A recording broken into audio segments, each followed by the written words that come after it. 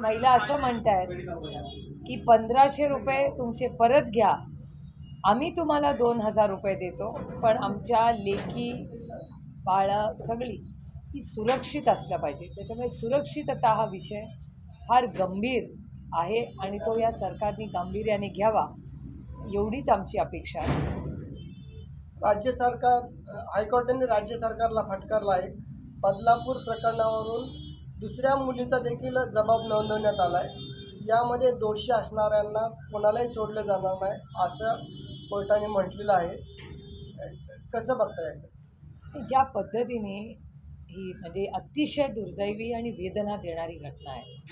आमचं एवढंच म्हणणं आहे ह्याच्यात की महाराष्ट्र सरकारने जी काही यंत्रणा होती, मग ज्या पद्धतीने त्या शाळेने त्याच्यावर ॲक्शन घ्यायला पाहिजे होती. त्यानंतर जे शिक्षण मंत्रालयाने ह्याच्यावर का नाही ॲक्शन घेतली, त्यालाही उशीर झाला आहे. त्याच्यानंतर कोर्टात जेव्हा पोलीस स्टेशनला पालक गेले, तिथे अनेक तास त्यांना बसवावं लागलं. त्यानंतर इंटरव्हेन्शन केलं, त्याच्यानंतर कोणीतरी फोन केले, यंत्रणा हलवली, त्याच्यानंतर त्यांची केस घेण्यात आली आणि आत्ता 2 केसेस झाल्या आहेत. अजून किती केसेस आहेत आपल्याला माहितीच देखील नाही.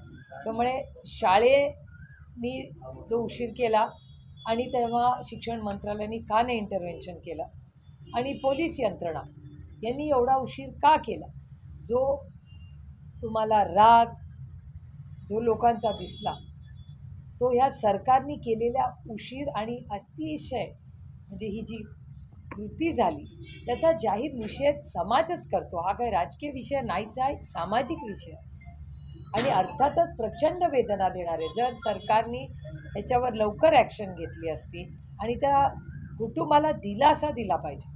आत्ता त्या कुटुंबाला काउन्सिलिंगची गरज आहे. ती मुलगी एवढीशी आहे, तिला कदाचित कळलंही नसेल की नक्की आपल्याला काय होतं आहे, काय झालं आहे.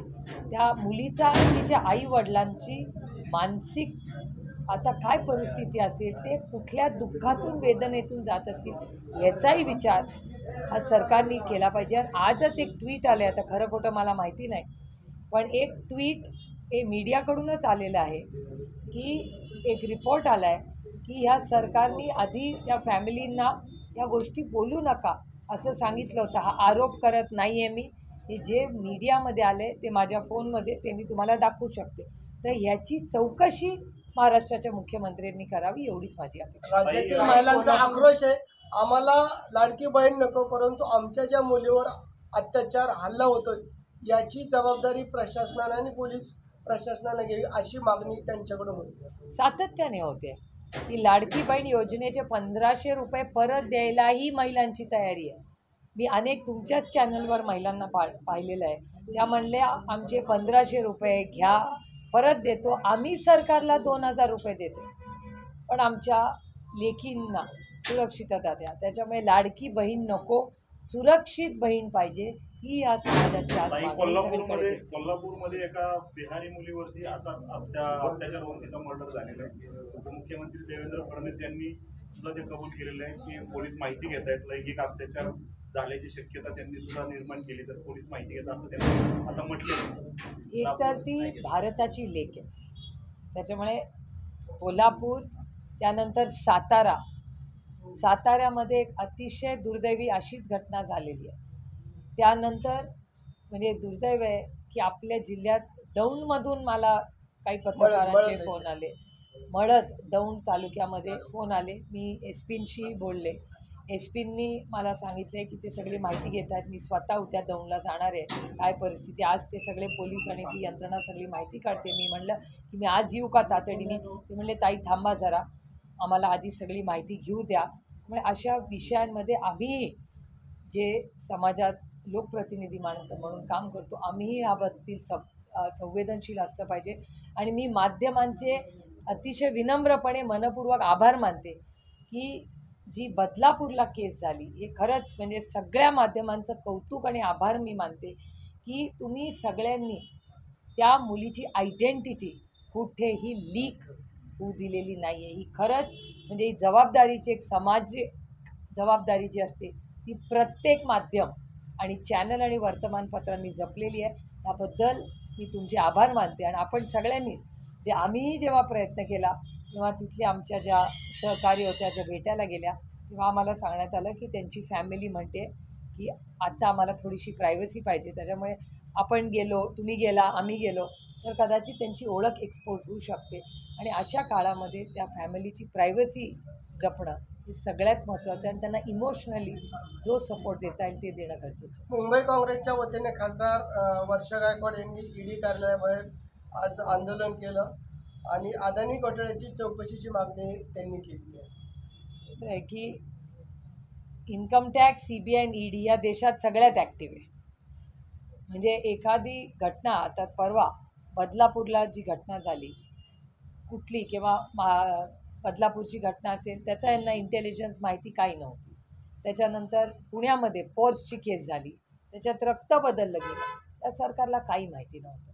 त्यानंतर कोयता गँग तर रेग्युलरली पुण्यामध्ये फिरत असते. त्यानंतर माझ्या कानावर आलं आहे, आता खरं खोटं ही माहिती तुम्ही सगळ्यांनी काढावी. मी माझ्या सहकाऱ्यांनाही विनंती करीन की माझ्या वाचनात आजच सकाळी आलं आहे की बारामतीमध्ये काहीतरी खून किंवा असं काहीतरी एक घटना झालेली आहे. गुंडागर्दी वाढायला लागली. त्याच्यामुळे क्राईम हा पुणे जिल्ह्यात प्रचंड वाढत चालला आहे आणि मी आरोप कुणावर करत नाही, हा डेटा सांगतो.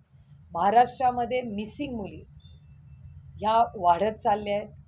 त्यानंतर महिलांवर होणारे अत्याचार महाराष्ट्रात वाढत चालले आहेत आणि केंद्र सरकारचा डेटा असा सांगतो की महाराष्ट्रामध्ये महिलांवरचे अत्याचार वाढत आहेत. हा माझा डेटा नाही, हा केंद्र सरकारचा डेटा, हा ऑफिशियल केंद्र सरकारचा डेटा आहे. त्याचबरोबर शेतकऱ्यांच्या आत्महत्या असतील, हे सगळं जे होतं आहे प्रचंड अस्वस्थता ही आज महाराष्ट्रात आहे आणि हे दुर्दैव आहे की हे असंवेदनशील सरकार ह्याच्यात अजिबात बारकाईने लक्ष घालत नाही. कारण का 200 कोटी रुपये देऊन आज जी जाहिरातबाजी हे सरकार संपूर्ण राज्यात करतंय.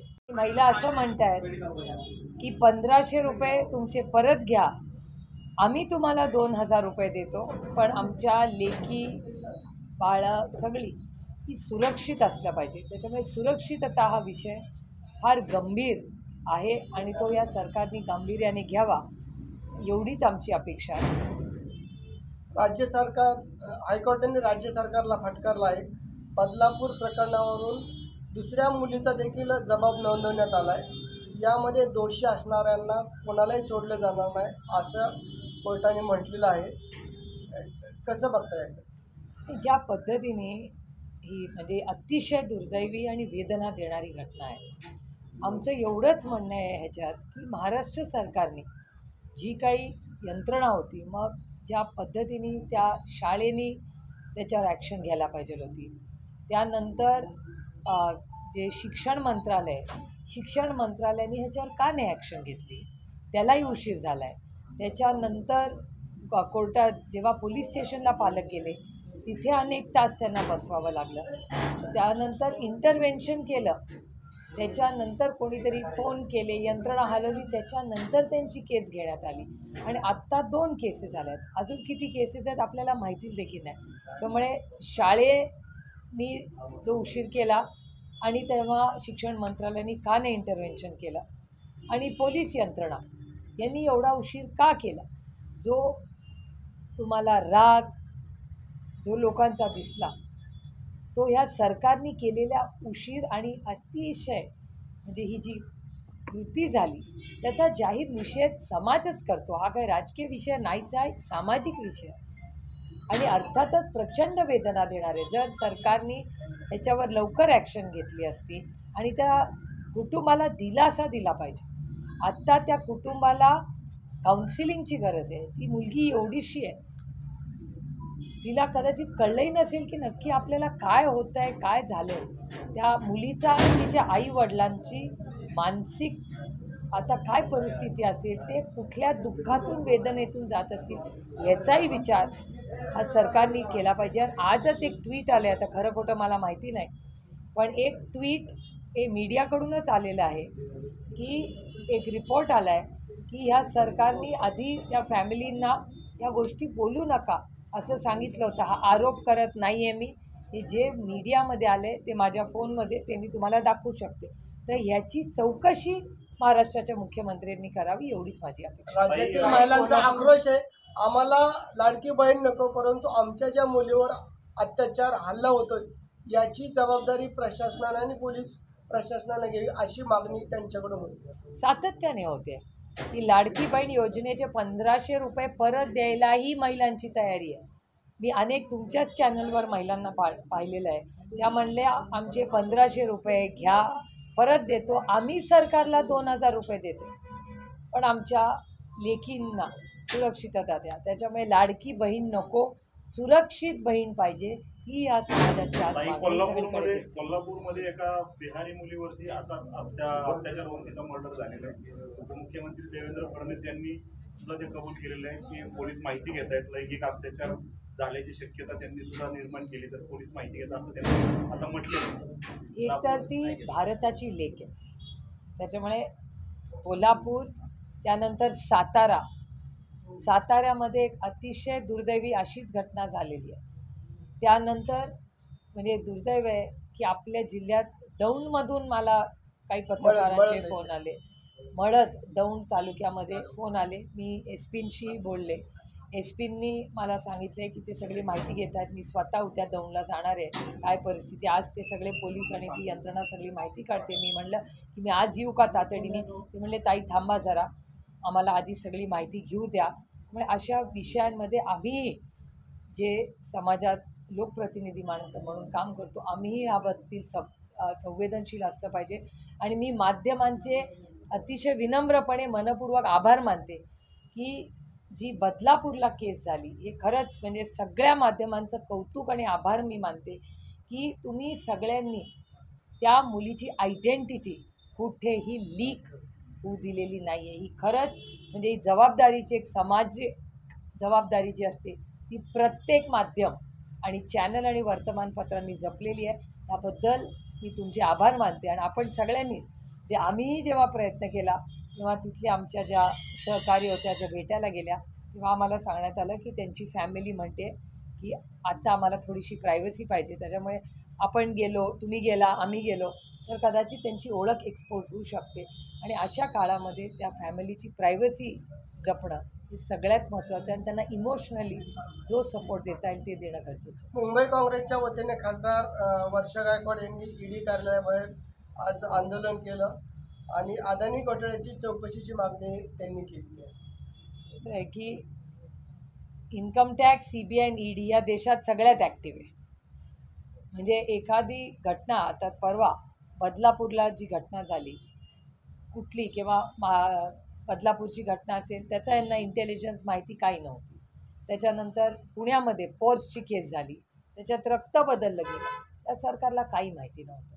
त्यानंतर कोयता गँग तर रेग्युलरली पुण्यामध्ये फिरत असते. त्यानंतर माझ्या कानावर आलं आहे, आता खरं खोटंही माहिती तुम्ही सगळ्यांनी काढावी. मी माझ्या सहकाऱ्यांनाही विनंती करीन की माझ्या वाचनात आजच सकाळी आलं आहे की बारामतीमध्ये काहीतरी खून किंवा असं काहीतरी एक घटना झालेली आहे. गुंडागर्दी वाढायला लागली. त्याच्यामुळे क्राईम हा पुणे जिल्ह्यात प्रचंड वाढत चालला आहे. आणि मी आरोप कुणावर करत नाही, हा डेटा सांगतो.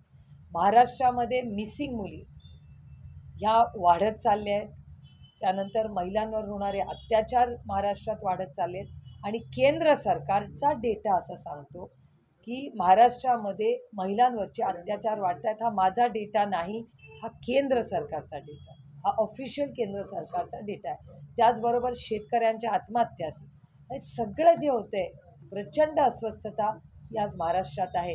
आणि हे दुर्दैव आहे की असंवेदनशील सरकार ह्याच्यात अजिबात बारकाईने लक्ष घालत नाही. कारण का 200 कोटी रुपये देऊन आज जी जाहिरातबाजी हे सरकार संपूर्ण राज्यात करतं आहे की लाडकी बहीण योजनेची पब्लिसिटी एकीकडे त्यांची चालली आहे, जेव्हा आमच्या लेकी ह्या सुरक्षित नाही आहे, तिथे 200 कोटी रुपये खर्च करून हे नवीन बॅनर्स आणि काय काय करून हे राज्यात चाललं आहे. तेच 200 कोटी रुपये या राज्यातल्या शेतकऱ्यांना दिले असते, किंवा आमच्या आशा अंगणवाडी महिलांना दिले असते, भगिनींना, किंवा पोलीस यंत्रणेला दिले असते, तर आपली कदाचित सुरक्षितता जास्ती स्ट्रॉंग झाली असती, जास्ती चांगली झाली असती. गेल्या काही दिवसापासून सातत्यानं घटना घडत आहेत, अत्याचारांच्या, महिलांवरती अत्याचार वाढत आहेत. कसं बघता याकडं, या संदर्भात कधीपर्यंत हे थांबलं जाईल असं तुम्हाला वाटतं, किंवा सरकार आपल्याशी करते का? नाही, अर्थातच सरकार म्हणजे ह्या राज्याचे गृहमंत्री म्हणजे माझ्यावर भारतीय जनता पक्ष प्रचंड नाराज असतं. कारण का मी देवेंद्रजी च्याबद्दल अनेक वेळा गृहमंत्री म्हणून, वैयक्तिक माझी काही त्यांच्याबद्दल कंप्लेंट नाही, पण गृहमंत्री म्हणून डेटा म्हणून जेव्हा मी काही मागण्या करते तेव्हा भारतीय जनता पक्ष माझ्यावर फार नाराज असतो. पण मी हे माझ्यासाठी करत नाही, मी न्याय मागते. माझ्या देवेंद्रजींकडून फार अपेक्षा होत्या, कारण मला असं वाटत होतं की एक युवा नेतृत्व जरी विरोधी पक्षात असले तरी देवेंद्रजींकडून माझ्या खूप अपेक्षा होत्या. अरे विरोधक असला तरी काय झालं, तो दिलदार असला पाहिजे. आणि त्याच्यामुळे 5 वर्ष जी व्यक्ती महाराष्ट्राचं मुख्यमंत्री म्हणून काम केलं, मला असं वाटलं होतं की ते चांगलं काम काहीतरी करून दाखवतील. पण ते गृहमंत्री झाल्यापासून तुम्हाला आठवत असेल, पहिल्या 5 वर्षामध्ये सगळ्यात जास्त क्राईम हा नागपूरमध्ये होता. आणि तुम्हीच सगळ्या चॅनल्सवर म्हणायचा की Nagpur is the crime capital of Maharashtra, हे सगळेच म्हणायचे.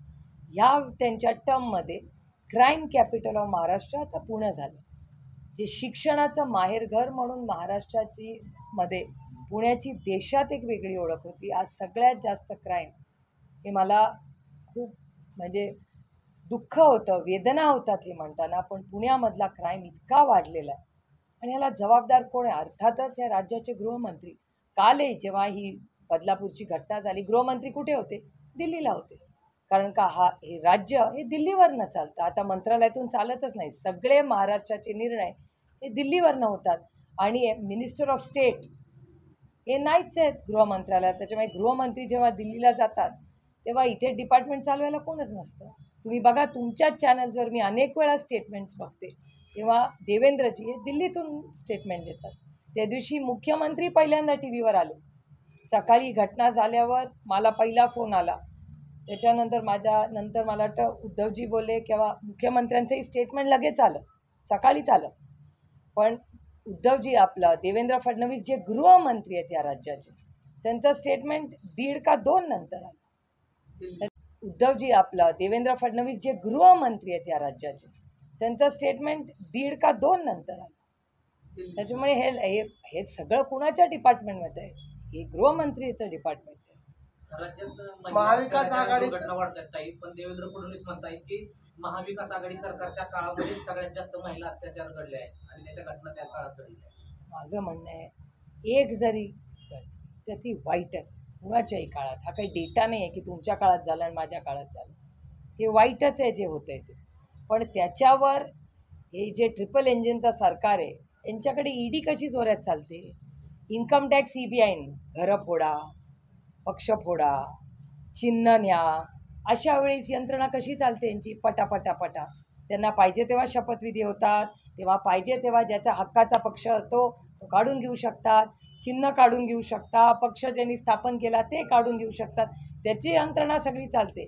पण जेव्हा महिलांची सुरक्षिततेचा विषय येतो तेव्हा तू मेमे करत बसतात.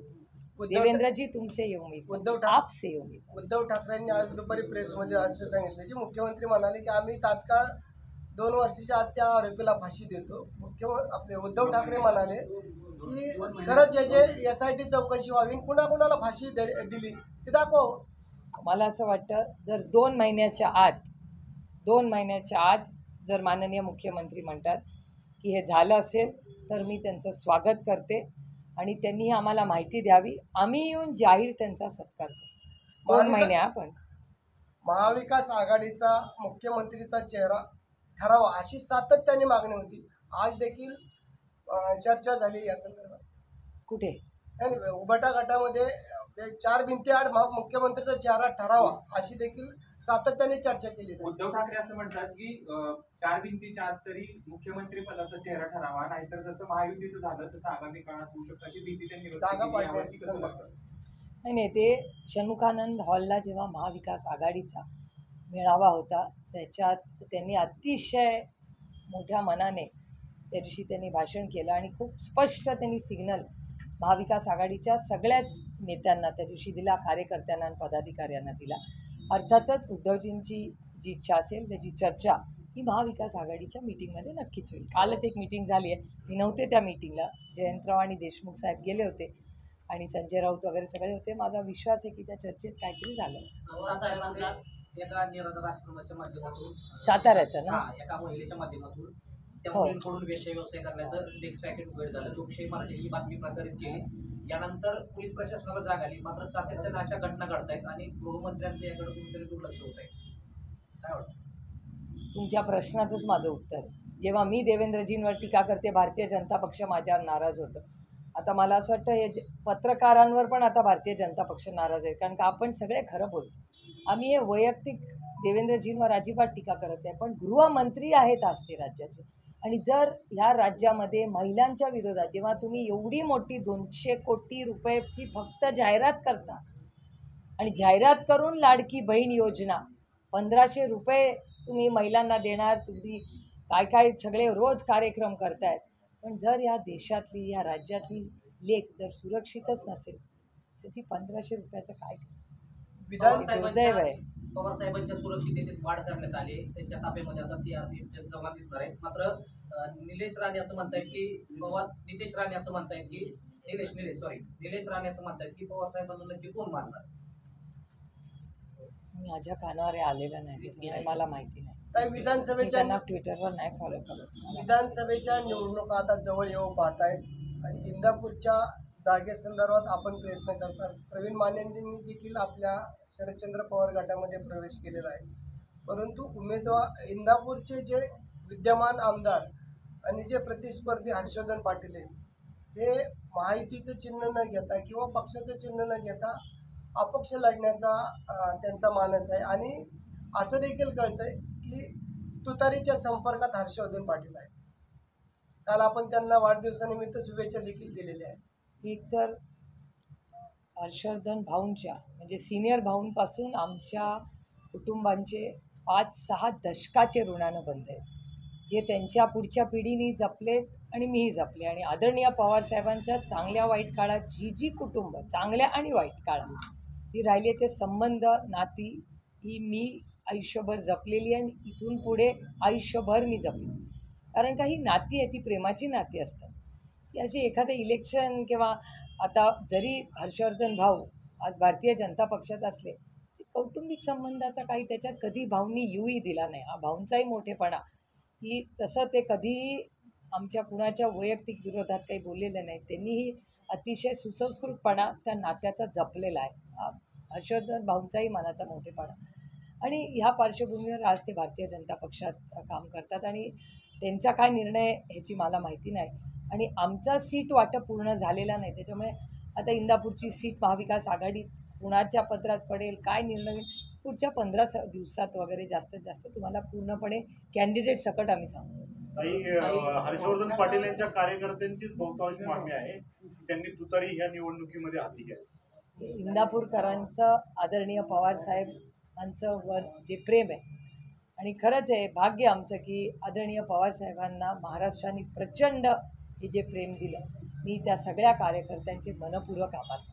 काही आपल्याला बारामतीकरांनी भरभरून मतदान केलेलं आहे, परंतु बारामतीकरांच्या अजूनही समस्या मिटत नाहीत. आपण बघितलंय की बारामती शहरामध्ये मोकाट जनावरांचा सुळसुळाट वाढतोय, कुत्र्यांचा सुळसुळाट वाढतोय.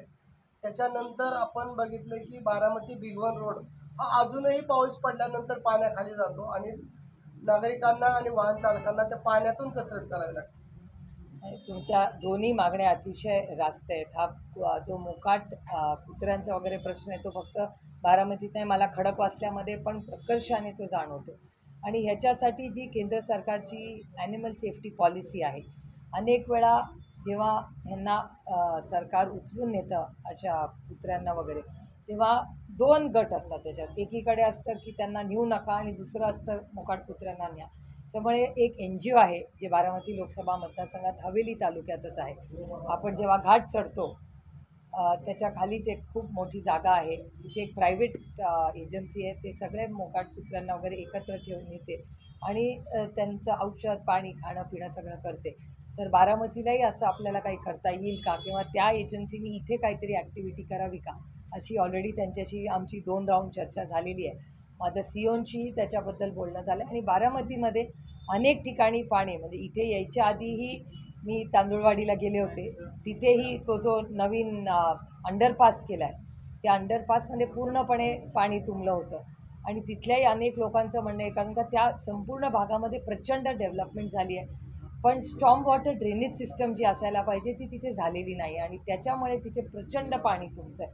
त्यामुळे त्याला एक सोल्युशन काढलं आहे. माझं PWD खात्याशीही चर्चा झाली आज. रेल्वेचे अधिकारी तिथे आले होते. त्याच्यामुळे रेल्वे, PWD या दोघांच्या मदतीने तिथे एक वेगळी स्पेशल तिथे स्टॉर्म वॉटरचं होईस्तोवर एक नवीन ड्रेनेज सिस्टम आम्ही करतो आहे. ते काम जर एक पुढच्या 25 दिवसात झालं तर तिथे थोडासा दिलासा मिळेल. पण एक सगळ्यात मोठी समस्या आज बारामतीत मलाही एक नागरिक आणि लोकप्रतिनिधी म्हणून सातत्याने लोक म्हणतात तो म्हणजे ट्रॅफिकचा.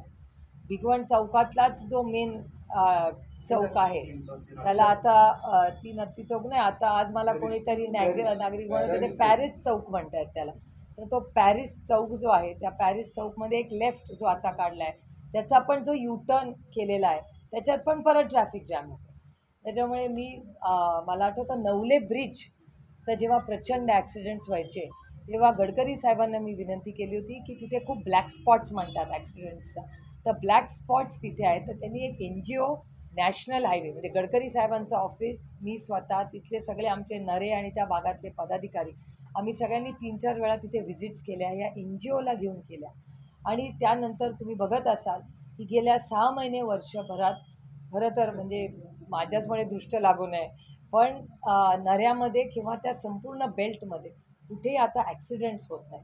त्यामुळे 0 ॲक्सिडेंट झोन करण्याचा प्रयत्न जो पुणे सातारा रस्ता आहे, तो वारज्याचा वरून पुढे जातो ना आपण, तो सगळा भाग लक्ष्मीनारायण मंदिरच्या इथे तो पूर्णपणे आता ॲक्सिडेंट फ्री झालेला आहे. त्याच्यात आम्ही रमलर्स लावले, त्याच्यानंतर त्याचे स्पीड कंट्रोल लावले, अनेक कॅमेरे लावले आणि तो सगळा रेड झोन्स काही पार्ट्समध्ये गेला आहे. त्याच्यामुळे कितीही ते शिंदेवाडीतून गाडी निघाली तर ती वारज्यापर्यंत येईस्तोवर नऱ्यालाच्या इथे ती स्पीड पकडूच शकत नाही आणि त्याच्यामुळे ॲक्सिडेंट्स प्रचंड कमी तिथे झाले. म्हणजे मला आठवत पण नाही कधी शेवटचा झाला आहे. त्याच्यामुळे आम्हाला एक खूप समाधानाची गोष्ट आहे. त्याच NGOला मी विनंती केली आहे की एक ट्रॅफिक सोल्युशन वारज्याचा वरून पुढे जातो ना आपण, तो सगळा भाग लक्ष्मीनारायण मंदिरच्या इथे तो पूर्णपणे आता ॲक्सिडेंट फ्री झालेला आहे. त्याच्यात आम्ही रमलर्स लावले, त्याच्यानंतर त्याचे स्पीड कंट्रोल लावले, अनेक कॅमेरे लावले आणि तो सगळा रेड झोन्स काही पार्ट्समध्ये गेला आहे. त्याच्यामुळे कितीही ते शिंदेवाडीतून गाडी निघाली तर ती वारज्यापर्यंत येईस्तोवर नऱ्यालाच्या इथे ती स्पीड पकडूच शकत नाही आणि त्याच्यामुळे ॲक्सिडेंट्स प्रचंड कमी तिथे झालेत. म्हणजे मला आठवत पण नाही कधी शेवटचा झाला आहे. त्याच्यामुळे आम्हाला एक खूप समाधानाची गोष्ट आहे. त्याच NGOला मी विनंती केली आहे की एक ट्रॅफिक सोल्युशन हे इथे द्यावं. जर तो डिझाईन फॉल्ट असेल तर ठीक आहे, झालं गेलं गंगेला व्हायला, तर जुनं काढत बसायचं नाही. We have to be in solution mode. आता जे झालं ते आपण बदलू शकत नाही, पण माझा आज आणि उद्या मी बदलू शकते. त्याच्यामुळे त्याच्यात जर डिझाईन फॉल्ट झाला असेल तर जे टेक्निकली एक्सपर्ट्स आहेत ते इथे येणार आहेत, ते आपल्याला सोल्युशन देतील आणि भिगवण चौकाचा जो आज ट्रॅफिकचा जो एक म्हणजे तो actually red spot black spot झाला आहे, तिथे ॲक्सिडेंट्स होतात, केऑस असतो तिथे आल्यावर, तिथे आपल्याला सगळ्यांना मिळून ते जे मार्गदर्शन घेतील ते सोल्युशन्स नगरपालिकेला करावे लागतात. काही पुण्यापाठोपाठ आता बारामतीमध्ये गुंडांची दहशत पाहायला मिळते. आपण बघितले की 1-2 वर्षापूर्वीच मोरोपंत शाळेसमोर मुली ते समोर वडिलांचा पैठ्याने वार करण्यात आले. त्याच्यानंतर TC कॉलेजवर वार झाले. आज परत त्या गुंडांचा काल त्या तीक्ष्ण हाताने फोन झाला की सर्व पोलिसांना माहीत असताना देखील आपल्या बारामती शहरातील गुन्हेगारी कमी होत नाही. हे दुर्दैव आहे की महाराष्ट्रात वर्दीची भीतीच राहिली नाही. याचं कारण असं तुम्ही बघा त्या पोर्सच्या केसमध्ये मुलाला बेल मिळाली, त्याचं रक्त मिक्स झालं, ससून हॉस्पिटलमधून तो काय त्याचं नाव त्या माणसाचं नाव जो ड्रग्ज डिलिंग करत ललित पाटील मिसिंग होता, तिथे पार्ट्या करत होता. ह्या सगळ्या ज्या गोष्टी झाल्यात किंवा ज्या पद्धतीने ड्रग्जचा वापर हा पुण्यामध्ये वाढलेला आहे, ते व्हिडिओज हे सगळे तुमच्या चॅनलवरच आम्ही पाहिलेले आहेत. ते अतिशय अस्वस्थ करणारी परिस्थिती आणि वर्दीची भीती म्हणजे आपण सिस्टम ही कशीही फिरवू शकतो हा एक जो माइंडसेट, एक विचारधारा या दुर्दैवाने महाराष्ट्रात झालेली आहे की सिस्टम मॅनेज होऊ शकते. त्याच्याचमुळे हे हिंमत करतात ना. मला सांगा, जेव्हा कैलासवासी यशवंत आपले RR आबा राज्याचे गृहमंत्री होते तेव्हा का नाही या घटना व्हायच्या? कारण का एक अतिशय शिस्तीने सरकार चालत होतं आणि गृह मंत्रालय अतिशय टाईट आणि व्यवस्थितपणे RR आबा चालवायचे. अर्थातच हे गृह मंत्रालयाचं अपयश आहे की सारखा क्राईम कसा वाढतो आणि त्याचं एक कोरिलेशन इकॉनॉमिक्स बरोबर पण आहे. म्हणजे हे सरकार मान्य करत नाही. आज तुम्ही यांचं स्टेटमेंट वाचलं का नाही? पियुष गोयलांचा स्टेटमेंट आहे. टाइम्स ऑफ इंडियाच्या फ्रंट पेजला बातमी आहे की ॲमेझॉन आणि अशा सगळ्या ज्या ई कंपनीज आल्या आहेत, त्या ई कंपनीजमुळे आज जे मिडल लेवलचे व्यवसाय करणारे लोक आहेत, ह्या सगळ्यांचा बिझनेस कमी झालेला आहे. हे मी अनेक वर्ष हे बोलते. पार्लमेंटचं माझी भाषणाचं रेकॉर्ड काढून बघा. तुम्हाला आठवत असेल, 1-1.5-2 वर्षापूर्वी बजेटचं माझं भाषण होतं, तेव्हा मी हा सगळा एरिया फिरले होते. अनेक दुकानांमध्ये GSTसाठी चर्चा करण्यासाठी मी फिरत होते. या प्रत्येक दुकानदाराने मला सांगितलं होतं की आमचा सेल हा 25 ते 50% ऑनलाईनमुळे कमी झालेला. हे सगळं. आणि आज जी गोष्ट आम्ही गेली अनेक वर्ष बोलतोय, आज तीच ऑन रेकॉर्ड पियुष गोयलांना, म्हणजे जे आम्ही 10 वर्ष बोलतोय ते पियुष गोयलांना आज कळलंय.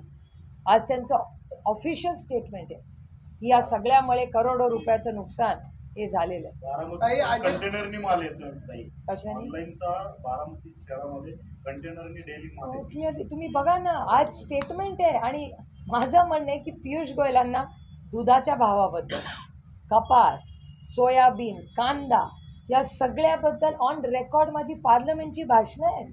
आणि जेव्हा ऑनलाईनबद्दल आम्हाला सांगायचं अरे तुम्ही काहीतरी आउटडेटेड भाषणं कर, आम्ही आउटडेटेड भाषणं करत नव्हतो. आमचं नातं मातीशी आहे. लोक काय, आम्ही लोकप्रतिनिधी आहोत. लोकांना जेव्हा आपण मंडई फिरतो किंवा पूर्ण असे दुकानं फिरतो, तेव्हा तर एक सेन्स येतो ना की बाबा काय नक्की चाललंय, काय GSTचा प्रॉब्लेम आहे. तुम्ही या कुठल्याही दुकानात जाऊन बघा, 1,000 रुपयाचं जर शर्ट असेल तर 5% GST, तो 1,001 रुपये झाला तर 12% GST. ची लॉजिकल. आणि GSTचा अर्थ काय? 1 टॅक्स 1 नेशन. मग एक टॅक्स आहे, एक शर्ट 5%, आणि जर 1,001 झाला तर 12%. What is the logic? त्याच्यामुळे पूर्ण विस्कळीतपणा आहे, फायनान्शियल मिसमॅनेजमेंट. ताई, नुकतीच अजितदादांनी आपली चूक मान्य केलेली आहे. 20 तारखेला रक्षाबंधन झालेलं आहे. आज देखील बारामतीत आहे आपण. उद्या अजितदादांची जनसन्मान यात्रा इंदापूरला आहे. उद्या आपण अजितदादांना राखी बांधणार का? तुझ्या ती इंदापूरला आहेत का? मी तुमच्याचकडून ऐकते. आज मला मुक्कामी माहिती येत नाही आहेत असं कळतं, तर मला आपण माहिती नाही रक्षाबंधन बाबा. साजरा मी करणार. दौंडला चालले. दौंडला ज्या मुलींवर लैंगिक अत्याचार झालेला आहे, फार गंभीर विषय दौंडमध्ये झालेला आहे. मी उद्या दौंडला जाणार. स्वातंत्र्य दिनी 3 पोलिसांनी हिंदी गाण्यावर फेका लागला म्हणून त्यांच्यावर निलंबनाची कारवाई करण्यात आली. मात्र ही कारवाई मागे घेण्यात यावी अशी मागणी आता सोशल मीडियातून होते, लोकांकडून होते. तुम्हाला काय वाटतं, ही कारवाई योग्य आहे काय? पण माणसं आहे तो. त्याच्याऐवजी नागपूरला 15 ऑगस्टला जे जुगार खेळत होते ना, नागपूरला आपल्या उपमुख्यमंत्र्यांच्या मतदारसंघात, त्या नागपूरमध्ये जुगार खेळत होते पोलीस स्टेशनमध्ये. त्याची चिंता करावी या गृहमंत्रालयाने. ताई, मुख्यमंत्री असं म्हणतायत की लाडकी बहीण योजना जी आहे ती सगळ्यांमध्ये प्रसिद्ध होते म्हणून विरोधकांच्या पायखालची वाढ होते. लोकशाही आहे, बोलायचा अधिकार आहे. ताई, पुण्यामध्ये MPSCच्या विद्यार्थ्यांचं आंदोलन होतं, त्याच्यावरती पोलिसांनी हल्ला केलेला आहे. परत काही लोकांना पण आता संपलं ना आंदोलन. पण काही लोक ठामहोती अद्याप हे आंदोलन पुढची ब आणि क ची परीक्षा आहे. हा, जे 15,000 जागांसाठी असेल, BNC, करेक्ट. तर त्यांच्यावरती पोलिसांनी हल्ला केलेला आहे अशा बातम्या येतात. केलंय, अजून समोर नाही म्हणजे बघू दे. येऊ धरपकड तर झाली म्हणून हुज्जत समोर झाली येतंय आणि काही लोकांना ताब्यात पण घेतलेलं आहे. मुलांना. तर हे बघा कसं सरकार आहे. म्हणून मी सांगते, हे लोकशाही नाही, दडपशाहीचं सरकार आहे. यांना सातत्याने जी गोष्ट आम्ही लोकसभेतही सांगत होतो आणि आजही त्याच्यावर आम्ही ठाम आहे की संविधान बदलायचं पाप यांच्या मनात आहे. भारतरत्न डॉक्टर बाबासाहेब आंबेडकरांनी संविधानामध्ये आपल्या सगळ्यांना आंदोलन करायचा अधिकार दिला आहे. मी स्वतः काल त्या आंदोलनात होते. रोहित काल संध्याकाळीच 5 वाजता तिथे गेला, तो तिथेच राहिला. रोहित झोपला पण तिकडे. आज सकाळी मी चेक केलं, तो घरी आला नव्हता, तो तिकडे झोपला होता मुलांबरोबर रस्त्यावर.